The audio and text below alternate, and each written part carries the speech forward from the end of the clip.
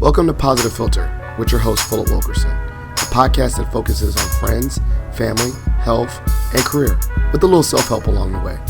Please join me in this journey for self-improvement, and I hope what I have to share will make you a better person, thus making the world a better place. I hope you enjoy the show. I hope you enjoy the show.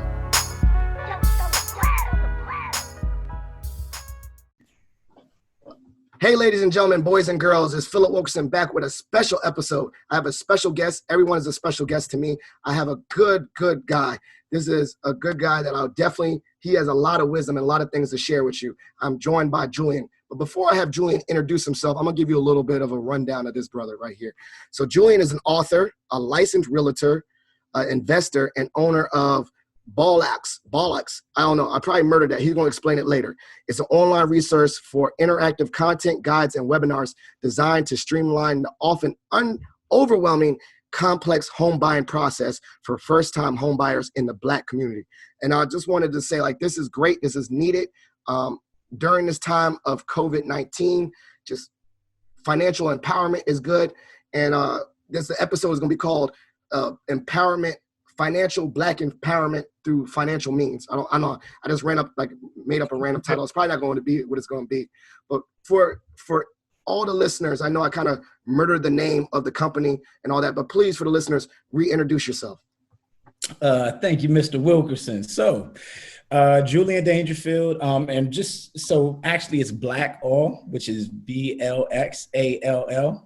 Jesus. I was way off. I said blocks. Oh my goodness! You need to do next time you send me those notes. You need to put the little phonetic thing around it. You know how you pronounce it. I said I legit went word for word. Blocks. All right, go ahead. But yeah, I guess just a quick backstory. So around this time last year, maybe it was May last year, I was already working to kind of build a rental portfolio, but I made like a Facebook or Instagram announcement, that I finally had 3 rental properties or whatever it was. I actually bought 2 like the same week, blessed enough that happened by a miracle. I made an announcement, and then immediately after, like my social media, my Instagram and Facebook just got flooded with like nonstop questions. Questions about, basic home ownership stuff. Like, how do I get started? Like, what do I need to do? Like, my credit is this. Can I do this? Like, what type of loan? And so what I did was I actually took time to do like a questionnaire day on Instagram. Mm-hmm. I got probably like 400. If there, you get added, then you have to respond. And It was just like, I was overwhelmed to the point that I was like, a lot of stuff, a lot of information that I took for granted is not really common information, not to our culture in general, not to our people in general. So, did a bunch of thinking, praying, fasting as that goes. And really, I came up with the concept of Black Doors, which is basically an online resource just to help Black people. So like we started with online courses people could sign up for. You can sign up to learn how to improve your credit. So it's not something I'm selling you. It's literally like, this is what I did step by step. I called these bureaus. I got this removed. I did this. It was another first-time home buyers course. And then there was another course after that, which is how to start investing. And so the feedback was really good. The courses went well, but I still felt like I wasn't reaching every person I needed to reach. Because, even to buy a course, that's like a large commitment, like that's a large financial commitment. It's a large commitment of time. And I was just trying to think, what is the best way that I could reach the most people in our culture? And so it actually came with a book. I started writing a book. This was like in November last year, maybe October, November. I finished it in 2 months, and I just titled it Everything I Wish I Knew, which is like the most honest title. Thank you, Terry. The most honest title I could ever come up with, because it's like every lesson, every mistake I made, everything that I wish I would have known going forward, and just where I could be now if I would have had someone to teach me that stuff. So I actually was listening to one of your earlier podcasts, and you were saying how, you're a strong proponent of mentorship. I think you said you had like 6 or 7 mentors. I got a bunch. I got probably, now that I looked on my phone, I probably got like double digits, but I bother people and I categorized my mentors in regards to what information they know better than me. So, you know, I got my one for higher ed. I got my one for alpha. I got my one for just being a better parent, you know what I'm saying? Like, and I got these different pockets, different people. And it's also, it's across cultures. And I, you know, I got women that give me advice, but it's like legit. The way I view mentorship is like, I look at different pockets, like this person is more knowledgeable about this. And then they get added to my Rolodex. But yeah, that's amazing. So unfortunately, like I've had the opposite experience. Yeah. It was very hard to, damn near impossible for me to find a mentor in the things that I was interested in, which is buy and hold investment. And my experience is a lot of people kind of hold things close to the vest when it comes to investing for whatever reason. I don't know if it's kind of like a fear of, hey, I'm gonna just keep this information deal for myself or what, but I was just, you know, so towards the end, like when I was actually like buying my first or flip, we were in one house, we bought another house, rented that out, and then we bought two more.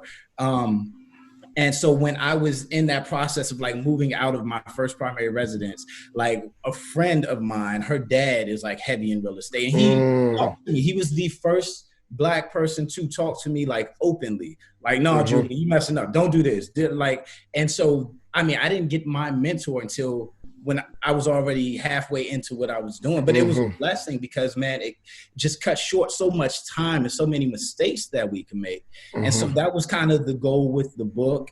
And so that has kind of like expanded into Black All, which is Black excellence in all things.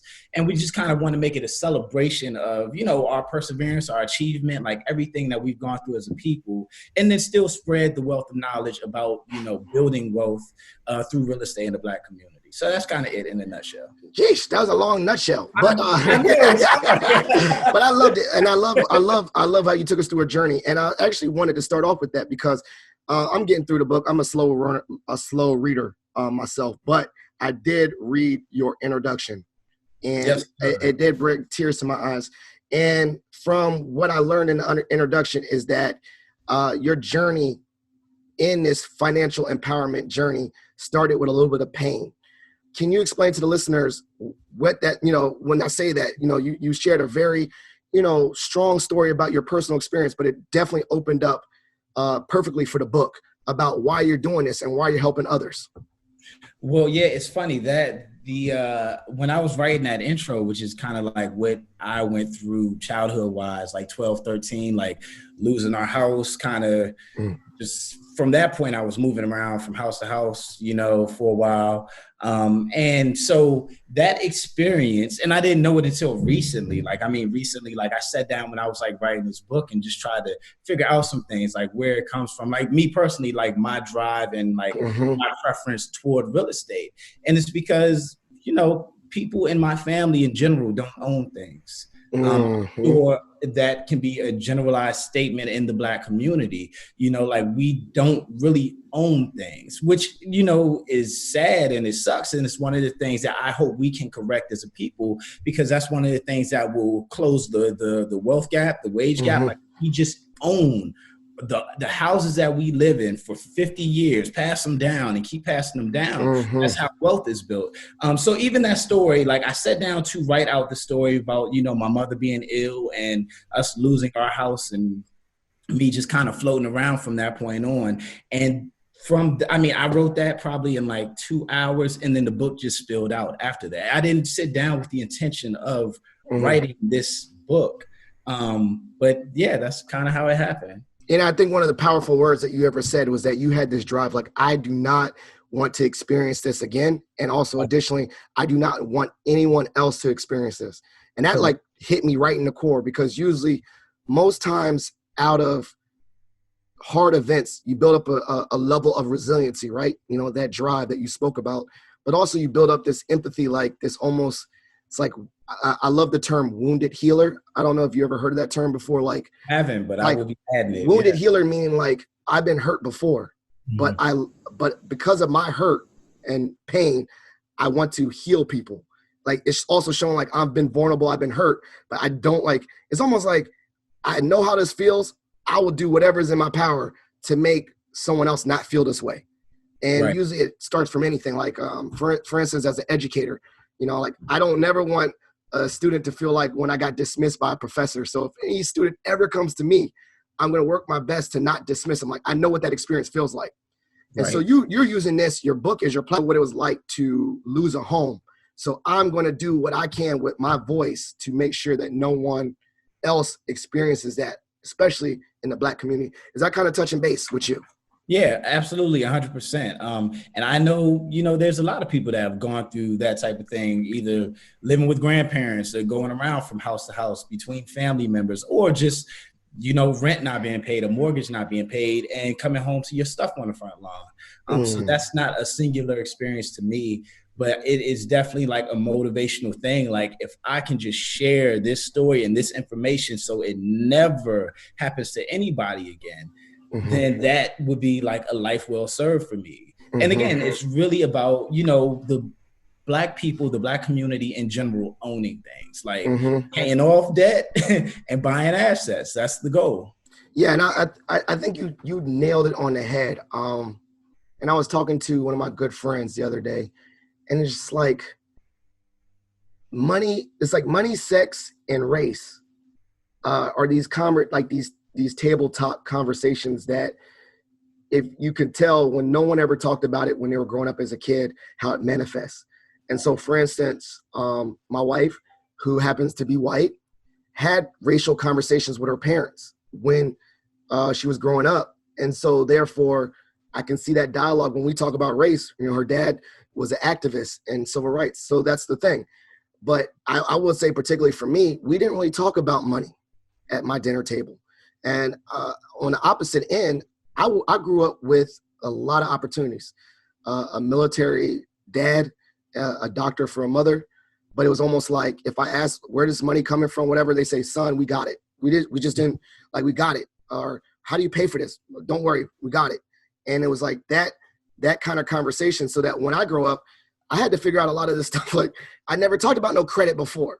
I never talked about no buying no home. And then my wife, similar to race, her dad legit talks about everything. Like, I can't pay for this right now. These are the bills.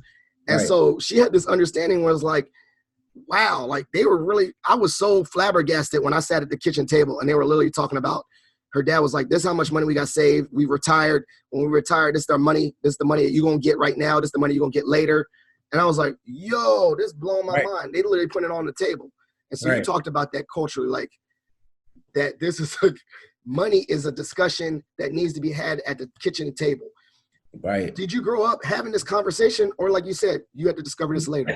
No, actually, it's in one of the chapters in the book. And I discussed that the only time I talked about money in my family was sitting with my grandma at the kitchen table as she's going through bills. And even that conversation with money is not talking about money or wealth. It's talking about, hey, let's pay these bills. Let's get this out of the way. So I was basically raised on one thing, like no matter what you do when you get paid, you pay your bills. Yeah. But you're missing like the major point is we have to pay ourselves because nobody else is going to pay us. So when we're marking out, okay, 300 goes to this, 400 goes to this, 20 to Verizon, it should also be, okay, 250 goes to Phil, 250 goes to Phil, like the savings account, the investment. And I didn't know any of that. So I actually learned about paying myself my freshman year in college. It was a guy who I thought was like an a-hole professor. And he really like sat down and discussed paying yourselves first. And that's in the book too. And that was a lesson that stuck with me. I didn't do it. I didn't do it for like 10 years. But like when I think I was like 26 or 27 and I found out how bad my credit was, it was like, yo, this is embarrassing. And I have to figure out how to get it together. So, but even that, like, I wish I would have had those conversations where like our families are setting up our credit cards. All right, this is how you use it. This is what you do. This is your savings account. Don't touch this. But a majority, and again, it's kind of like a thing that the Black community wasn't brought up doing so much. And, it's not a bad thing because we have a chance as Black people, as Black men, as heads of households to turn that around and start doing that with our families. So, at least we know now that we can start making changes. And also, like, one of the things I always thought about is like race, sex, and money at the dinner table can be age appropriate. Like my parents didn't need to tell me everything at like 12 years old, but just like, I think that it's passed down. And I know that's generational. And I know this is where I have the empathy on seeing the other side of being a parent myself. I know good and well my father did not talk about his money situation with my grandma. You know, unfortunately, my grandfather passed away very early in my dad's life. He was only 11. So my dad was raised by a single mom. And he went into college and he's navigating college. He navigated college and navigated his first military career on his own, and how he did his bills. And he literally, you know, when I come to find out, my father was like taking care of his mom and sending money home and legit paying bills, like half his paycheck. You know, you talking about paying yourself. He was paying his mom. And so I think that transferred down, because while my dad is the rock, I give him mad love. I'm so proud of to know my dad. We just didn't talk about it because I know he didn't talk about it. Right. And so we had to unwire ourselves. And I think that's something that you kind of touch upon in the book, is about unwiring the discussion. Talking about money is not taboo. Right. Talking about money is not a, you know, like a secret, shameful, you know, nasty word. Right. It just needs to be age appropriate. So maybe on that question, you know, I did a little statement. How do you think could be as a parent, and you're thinking about this in the future, how are you going to talk to your kids about money age appropriately? Well, funny enough, like my kids are obsessed with Roblox. I don't think you've hit Roblox yet. Have you, Phil? No, not. You got about 1.5 years, 2 years. And it's basically this app. And they go in and they play all these games, but there's money on the app. So when I tried to talk to my daughter about money, like she got it a little bit, but when I broke it down in Roblox, like, look, you do your chores, you do this is $5 that you get, which equates to like 500 Roblox for them. So she gets it in terms of Roblox now. Like, okay, if I save up all of this that I'm getting, then I can buy the unique unicorn that flies. Yeah. So for her, and she's 10, I really had to give it to her on her own terms. Like I also bought her a prepaid card where I load money on it, and she goes into Five and Below and buys what she wants. And she understands once that's gone, okay, you're going to have to get a paycheck because you basically have chores to do. And that's her paycheck. So I think just being able to relate and talk to them in terms that they can get, you know, whether it's PlayStation games, you want uniforms for 2K? Okay, well, this is what you got to do. And you got to save this amount of money until it equals what you want. And then you can either spend it or keep saving it to buy something even better. So I kind of broke it down in terms of like that. But, you know, with kids, it's so every kid is just so different, and they receive information differently. My 4-year-old, well, she just turned 5. She holds on to quarters. Like she knows that those quarters equal ice cream for her. Yes. So, yeah, I love it. When you know, I'm just curious, and this is like future thinking too, because you know, it was just open discussion. When are you going to introduce like buying your own stock and all that stuff? Like I see all these like dope stories where this kid was like, my mom wouldn't buy me Jordans, but she told me to buy stock in Nike, and then this dude was like a 18-year-old stock investor. I was like, dang, I wish I could have done that. And I did like I in high school I did I took a, you know, like a business class, and we had like a little Excel spreadsheet, and I was like, yo, I was given the tools, but I never bought real stock when I should have done it when I was 18. But like, when do you think you're going to start talking about buying your own stock and stuff? So this is bad parenting, but my daughter is like a Starbucks head. I mean, like she knows her orders when she goes to Starbucks. So again, we're talking about a 10-year-old. Yeah. Finally, like the last thing she ordered, which was like a pumpkin spice something.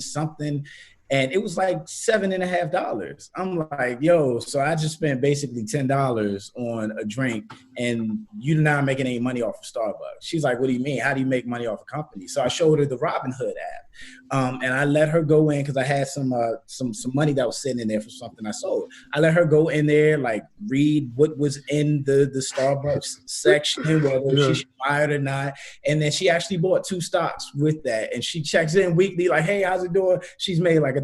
But I mean, yeah, I love it. But also that was the cool part too. When I was in high school, we gamified it. You know, like you get a little extra. I'm the best in the class. You know, I get the most profit in my class, and then you get the little thing up and down. It becomes a game. Like I'm losing.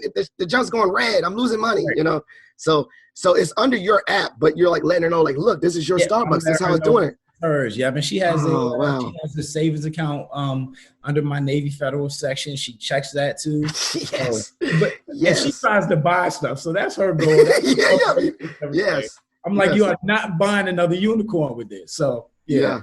So I love that. I love that future thoughts and how organic it is. When you think about this and we're navigating this as a new generation, maybe forward thinking, we see the books, we see more people doing it. We see it's more like, now it's like conversations with your, like joining Alpha. This is the first time where I've seen so many Black men talk about money. I've never been in a environment, I think the peer part where I'm like, yo, what the hell am I doing? And they, give me advice. But what do you think is the future of this? Where do you see financial, like one, where do you see financial culture amongst Black people? And then two, where do you see like just the language about it go in the future? Well, I think we're actually in a great place, believe it or not. Like and we were kind of having this conversation last week with just the wave of Black love and Black support right now, especially given everything that's going on. I mean, how Black businesses are super serious about supporting each other and people are serious about supporting Black businesses. And I really think like financial literacy is right on that same rung where everybody's like, okay, this is the situation. This is what I want to do in life. Like, I need to learn this, this, and this to get there. And they have so much information, everyone that's speaking directly to them now, to their situations, because like a lot of even real estate books before or financial, wealth books were speaking at a high level and not from my specific situation, not from having a 560 credit score. I'm making $1,500 a check and I got all this debt. Like, so by us being Black people being able to go through those situations, persevere and achieve something, and then turn back around like, hey, this is how I did it. You can do it just like this. I mean, I see those posts a lot on social media and it's a blessing. It helps. It's like, okay, if they did that, then I can do it too. And there's a basic strategy to get it done. So I think for us, I mean, just like our kids are smarter than us, like my 2-year-old can go through the phone and find pictures and all that. Yeah. I think that the next generation is going to blow us out of the water. And hopefully they're supposed to, they're going to grow up with home ownership aspirations where it took us 20 something, 30 years before I'm like, all right, I'll buy a house. Yeah, exactly. Yeah. For them, they'll be like, okay, I'm 17, I'm 18. I want to buy a house. Like, how do I get this done? And it's possible. And I would say, another thing where I'm like giving my parents a lot of credit is that whether it was talked about or not, my parents also did have the forethought to think, let me put something away. And when my son gets married, we're going to gift him. So when I got married, my parents gave me a couple $1,000s. And Maggie's parents did the same. Like when we get married, let's not over focus on a wedding. Let's focus on, we gave you something. And legit, me and my wife bought our first home in 2011. Like I wasn't even finished with grad school, but that was something important, home ownership. And my dad was like, yo, this is it. This is the money we saved up for you when you get married. And that's it. And I think, we joke about Donald Trump's like, oh, I started from humble beginnings, but my parents gave me $1 million. What? Like, and I think that's the next thing too. I think that's going to change with our generation too. Is like, we're going to look at money as the way to set up our kids. Exactly. And then talk about it like, this is your money. And if you go buy a home or whatever, but I'm gonna tell you right now, I give you this money when you sweet 16. Please, I'm gonna let you know, you can buy your dream car, but your dream car is gonna depreciate in value. Right. So I would strongly suggest when I give you this lump of money to set you up for the future, maybe think either investing or buying a home. Right. Like we'll have those conversations because it's going to be like, that's how, no offense, but that's how wealthy people think. That's how people do. It's not real quick about Donald Trump. My man said I had a small $2 million. Yeah. What? Okay, yeah, for sure. That's very humble beginnings there, Trump. In general, like, just again, us having these conversations and us having it set up where, because we're supposed to make it easier for our kids. So it's not like, when I graduated college, literally, I came home, I started working that next day, and I was helping pay my mom's rent, Yep. like general, that was my role when I graduated. But it should be, or hopefully with our generation will be, hey, you graduated, boom, here's your house, get your job straight, like we're helping you financially, da da da da. Or at least have money set aside, like you said, where you can walk a kid through the process. Like, hey, you're going to buy this house, you're going to stay with the used car because you're not getting a bill on something that's going to depreciate anyway. Yes. You don't need to show off for anybody. And this is how we're going to start building this wealth for you. Yeah. And that was like the mind-blowing part about it. And that was so interesting when I became a parent or just having those discussions. It was like, that's just how the dinner table went with Maggie's family. That's so dope. And I was like, that's interesting. And so you take the best from your parents and you leave the worst. And obviously my kids are going to say something about me. I don't care, whatever. You alive. I keep you alive. But point is, I think that is the mindset that we have, is take the best from our parents and discard the worst. And that's the way we pay respect. And I think that technically I'm taking models, I'm looking, and what are the habits of wealthy people? Wealthy people don't spend money. The real wealthy people don't spend money to keep up with the Joneses. The real wealthy people I've noticed do money behind the scenes. I mean, the millionaire next door, like the real wealthy people, they drive used cars. Like it's for them to go to a dealership. That's not really what they're doing. They're wearing, the same pair of shoes from that they had 3-4 years ago. Like they're not pressed to show money. And that's another thing with our culture in general. And I know it has like a lot of, historical. It's money is viewed in the Black community as, when I stunt and I get chains or anything that's gaudy or whatever, I am physically showing you that I've made it. I'm showing my worth, and I have beat the oppressor. But the problem is mentally is that you're not winning. Like 9 times out of 10, a person that looks like $1 million may not have 100,000 because they're wearing it or driving it or living in it all. And, so I think that's the other thing that we're kind of learning too, where we don't have to go out and get $400 jeans or whatever it is to show our worth, where we can just kind of be us and be good financially. So I mean, hopefully that's a paradigm shift. Look at Bill Gates fashion. I'm about to do that. I'm about to call it the hashtag Bill Gates fashion. This Bama's wearing was it Nike Maxes, and he's got his shirt tucked in. Probably goes to Old Navy, but this dude is one of the richest people in the world. Come on now. My man Steve Jobs. I'm one turtleneck. I'm about to call that junk. They got the new hashtag called Bill Gates fashion. I'm down. I'm about to rock that junk too. I'm about to get the Air Maxes. I'm about to roll up to everything in my minivan. But on the behind the scenes, you're gonna know that I'm building wealth. Yep. I'm not gonna tell you that because I don't need to. I mean, I might get a couple J's. I like Jordans, but I'm gonna have hidden money. I think that's what hidden money. I listen. This was like from a freaking mixtape or something a long time ago, but it stuck with me. Fat Joe said, "Before I buy anything one time, I make sure I can buy it 4 times." And that was like a good like lesson in my head. Like before I go drop $200 on these shoes, let me make sure I have at least $800 in my account. Where it's not like you're spending your last to be fly. There's nothing wrong with being fly. Just make sure you can really, really, really afford it. Yeah, I love it. I love that. And also one of the things I also noticed too, I listen to a lot of NPR, and this might be a crazy fact, but they said that economists were evaluating how people spend their stimulus check. What do you think they observed?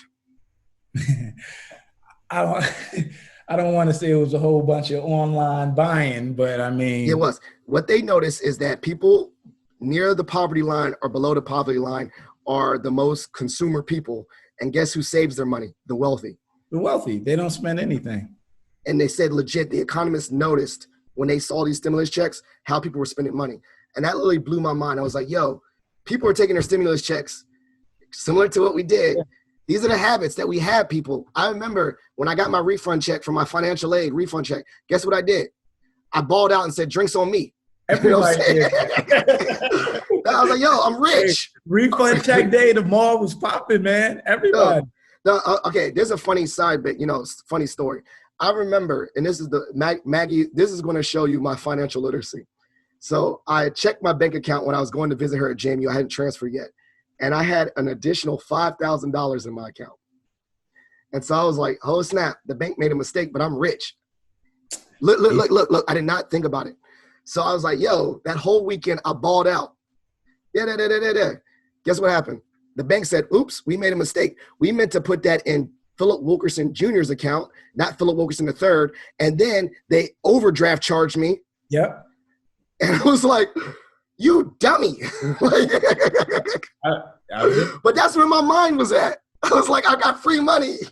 Yeah, I know exactly what you mean. So that was just like, that shows where my financial literacy was at and where my growth needed to be had. And being totally transparent. Do you have a story like that? Do you have an embarrassing money story? Man, share an embarrassing money story where you're like, Jesus, this shows my growth. And so it's actually one of the things from the book. And I was at I want to say a store. I won't say names. I was at one of the big stores in the mall, and it was Christmas time. I was Christmas shopping. I think my oldest was like maybe that was her first. And so I got a bunch of stuff for her. I got stuff for my granddad, stuff for my sister, nephew. I'm at the register, and for whatever reason, I mean, it was like instant. There was nobody behind me in line at the register. By the time I got to the front, it was like 20 people in line. So I'm like, what the? Don't pay no attention, right? She starts ringing it up. And for whatever reason, I didn't do my math on those purchases. So after it passed like 180, I'm like, oh, like you get the little hot chills a little bit. Because I know on my credit card, I had available like 220 or something like that. It was like in the lows. And that joint just kept ding. Yes. Uh-oh. You're like, and you're about to tell her too, like, take that off the cart. Or it's one of those things where you're like, you play credit card roulette. When they swipe it, you're like, yo, this one, hopefully this one's good. Oh, it's not good. This one's good. Okay, it's not good.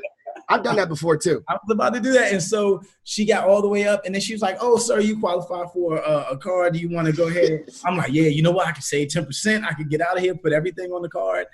And she took all my information, came back, and she, like, it was an older black lady. She came back and like whispered, was like, sir, you didn't get approved. I was like, I didn't get approved for a card. Like, everybody gets approved for this card. I didn't get approved for that card because that's how bad my financial situation was and my credit was. But here I am in the mall trying to buy $400 worth of Christmas gifts that I know I can't afford. So of course, basically I had to like sidestep, like, oh, let me just check something real quick because I can't afford everything there. Yes. I just sidestep. I was like, you know what? I left my card in the car. I'll be right back. And come back. And I could feel her just like, And I just walked out. I went home that day, and that's when I checked my credit. That's when I almost had like an anxiety attack. My credit was in the 500s. Yes. And I'm like, yo, what happened? Like, how did this even get here? And then I basically had to like reverse engineer my horrible credit situation. Yeah, there you go. And fix it like piece by piece, from paying off collections and dealing with that to then low balance. I mean, it was just a mess. And it took probably like a year and a half to get where I was able to buy a home. There you go. It was that experience. I love that. And you said something that kind of sparked my mind. You said you almost had an anxiety attack. Can you talk about the intertwine between just your mental health and finances? Because I study well-being, and there's different pockets: physical well-being, emotional, spiritual, but legit financial well-being. When you're poor or you cannot survive and have basic needs, that increases the likelihood of depression and anxiety. But you talked about, you almost had an anxiety attack. Can you talk about that? Can you talk about that intertwined mindset? That anxiety attack lasted from me going out to my car, going in to get a credit check app, like doing all that, seeing how bad it was, getting my first real credit report. I'm talking about, this is like 3 hours of just like, I can't breathe, my heart is fluttering. And in general, for people on the lower income range, they did a whole study talking about how we don't check our bill. Like the bills would just be in the mail because we know their bills. Or we'll clean out the mailbox and then just put them on the table somewhere. Because we know what they are. So why even go through the process of making ourselves even more depressed? But there is definitely a link to like financial health and our overall health in general. Because we're really stressed out and overburdened and always thinking about bills. Oh my gosh, this is due. How am I going to pay this? Or, I already know I'm late on that. My credit's just going to be whatever. Like, when you can't pay stuff that you have to pay, like Yes. it weighs on you, man. It And does. so even when I sat down with a pen and paper and went through like all my debts, all my, like everybody that I owe money to, man, I didn't eat the rest of that day. Cause I mean, I'm making, at that time I was making probably like 38,000, but here I am and I owe 75,000. I'm like, oh gosh, that hit me. That actually got me a little scared too. Yeah, it's like, yo, so between cards, credit cards, student loans, personal loans, me not finishing grad school, like it's just like, how do I dig my way out of this? And you know, you can't really be happy or really healthy doing other stuff when you're stressed out. So there is definitely like a link to stress, to our overall health, to mental health, and our financial health. It's all there. I love it. And so, you know, before we go into one of my other segments of my show, can you talk about that, like, you know, almost like it's like the Biggest Loser, when they like literally look in the mirror and say, yo, you're obese, you're fat, you need to lose weight. Can you talk about that moment where it was like, you particularly talked about it, like, I went home that day, I looked myself in the mirror and I said, this is my situation. How did you make that journey to slowly climb out of debt? And you did a great job. You're buying homes. And talk about that first year with us. It was literally when I got home. So I used the credit checking app. I wrote down everything that said I owed on there. Then I got my full credit report, which was like, I want to say it was like 30 something pages. And it was like, dag, I forgot to pay this bill when I left this apartment. I didn't pay this when I left this. I broke my arm. I didn't pay the hospital. Like, so I had to literally go through all of my collections. Then I went through just all of my loans, then my credit cards. And I just started making a plan, like a snowball strategy of, okay, I'm just going to pay the lowest balance. Then I'm going to put that towards the next one. And every month I did that. So like, I really didn't have disposable income for maybe like, I want to say like 18, 19 months, because like every penny I had, every side hustle I had, I was just putting money to my debt until the point that I have basically like a 9%, you know, like credit ratio where, you know, my balances just don't go above, worst case scenario, 20% before I just pay it down, because it's out of habit now. Like, I'm never falling back in that pit where like I have a bill that I can't pay in my one check. But yeah, it took a while. It took like a year and a half, and it took being very disciplined, very strict, and just like focusing on the end goal. Because like, of course there was times I wanted to just, it's my birthday, I want to go ball out. Like, buy some bottles. But it was like, you know what? I'm gonna have a quiet birthday. I'll get my own personal bottle from the liquor store for $40. Yes. And I'll save the $300 that I would have spent going out. Yes. Spoke about it. I love it. And we might need to do a part 2 about the just straight up tips. You know, that could be all told. There's a good intro about your journey, but I'd love to do an episode later down the line about just concrete, like, tips, you know, like, I have a whole bunch of mistakes. We can do that. So we're going to go into the last segment, or the second to last segment is called Shot for Shot. Now, obviously, we're not drinking liquor. Maybe we'll do that another time. But you get to ask me any random question related to this show or not, and I get to ask you any random question. Do you want to go first, or I go first? You can go first. All right, I thought about my question. So you get all this money, and they say you can own a professional sports team. So with this money, you get to own a professional sports team. Tell me what professional sport that you would do, you know, what team, and then make up a team. It doesn't just say what, you know, a basketball team, a football team, whatever, a professional sport that you go with. Your dream location, where would you locate this team? You know, anywhere in the world, you could put this team in that location. And then as an owner, what would you, like, I guess a strategy or policy that you would do to make sure that, you know, it's a good business. So there you go. You're a dream owner of any sports. I am a football kid, born and raised. So of course it will be football. Of course it will be here in the area, DC, Maryland, Virginia. Okay. And I also choose football because it seems like the hardest, last still standing, primarily white ownership, GMs. Like, so to actually be able to penetrate that veil of like, invincibility, but you know, it's systematic. Yes. It would definitely be football. It would definitely be here. And I mean, I would just hire each and every qualified black person I could, because that's how you change the system. You flood it with us, and enough of us make it through, and we will affect change. So that's what I would do. Okay, this is my second question then. So you are the owner of the Washington Redskins. Mm-hmm. Do you think they should change their name? And if they change their name, what would be a funny name that you would change? Not funny, but what name would you change it to? If you thought they should change their name. Before the Warriors became like as huge as they are, I always thought that like the Washington Warriors would be a good name, because WW, you could keep the same vibe. Yeah. I don't know. It would still have to be somewhere in that like warrior type realm, but it would definitely be, one of those. But I would change. Mine would be the Washington Trash Bags. I wouldn't be mad at that, because I'm an actual Redskins fan. I'm a Redskins fan, but that's literally what they play like. They don't, because we had work to do. So it'd be a bag, a trash bag, a hefty one, and it'd be red with the arrow going through it, called the Washington Trash Bags. I'm sure some people wouldn't like that name, but hey. Yeah, but that's how they play, like trash. You're right. I'm okay. Yep. But I'm also my dad's a season ticket holder. So I go there. I like to say that when I go to the games, me and my dad are like those two Muppets, the angry, grumpy men. And they're like, how do they play today? I'm like, they stink. And we're like, we're literally just like, I can't stand them. And there's another one too. I told my dad, I said, I blame you for this.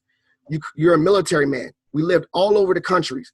Of all teams to become a fan, we lived in Kansas. I love the Chiefs. You picked this. I'm stuck with this team because of you. You cursed me. That's how it was with me. Like, I was a Philly fan because my grandmother always just cheered for teams with black quarterbacks. So I grew up in my house. We watched Philly. And it wasn't until like my grandma passed away and I'm like an adult and I'm like, I'm a Philly fan. They're like, why? I'm like, well, they always have black quarterbacks, but it's like white quarterbacks now. So it's like. You're too far in now. You're too far to jump ship. I got to switch my allegiance. Yep. Nah, whatever. All right, your question for me. Okay, so my question for you is, would you or are you planning to do a live recording podcast with an audience? Because I think you would be dope for that. Well, I remember I had one one scheduled pre-COVID. It was supposed to be this summer. It was supposed to be a live. It was supposed to be a 3-year anniversary, and we was going to do a 90s themed party, and it was going to be really fun. So yes, that is in the works someday. I don't know. Maybe I'll table it. And we get this. Maybe I'll just copy and paste that idea till next summer. Everyone wear masks. We're going to turn up with spots on the floor where you got to stand in your own cubicle. Yeah. Hey, that wouldn't be bad. No, hey. You know, it'd be really dope if I was rich. You know how they have listening parties?